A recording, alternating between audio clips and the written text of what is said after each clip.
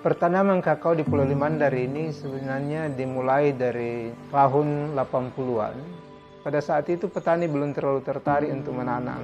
Cuma mengharapkan bantuan bibit dari pemerintah pada saat itu, sehingga mereka tanam liar karena tidak ada pendampingan. Cara bertani selama ini karena kita selalu fokus dengan kakao, sementara kan kakao ini banyak hama penyakitnya, sehingga kita mau mencari tanaman-tanaman lain yang mungkin ada pendapatan, bukan lagi cuma kakao saja yang kita harap. Memang sekarang ini sudah banyak petani yang melakukan agroforestry, artinya banyak tanaman lain di dalamnya, tetapi dia tidak terstruktur. Jadi kita mau ini ke depan, bagaimana cara petani supaya betul-betul di dalam satu kebun itu tertata dengan bagus. Konsep agroforestry ini sebenarnya kita gaungkan itu sekitar 2-3 tahun terakhir ini.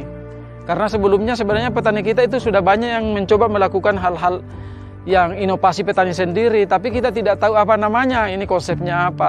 Jadi yang dilakukan adalah dibikin kayak bonsai, di pruning, dibikin lebih pendek.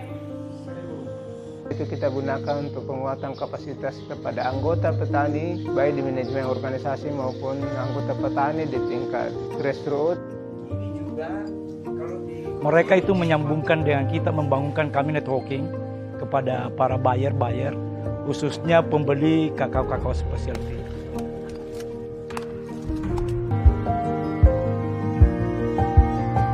Tanaman kakao yang ada di Pulau Limandar ini sudah termasuk tanaman tua, karena rata-rata itu sudah di atas 20 tahun, bahkan ada yang sampai di atas 30 tahun.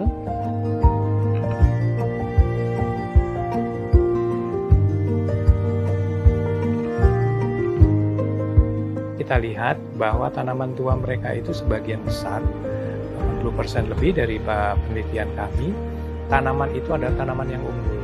Sehingga akan sayang apabila itu harus ditebang habis, diganti. Sehingga yang kami lakukan, yang kami perkenalkan kepada petani adalah bagaimana mereka bisa memangkas, memotong ya, tanaman kakaonya, sehingga nanti akan muncul tunas-tunas yang baru. Sehingga dengan sendirinya, dengan teknik seperti itu, rejuvenasi sudah dilakukan.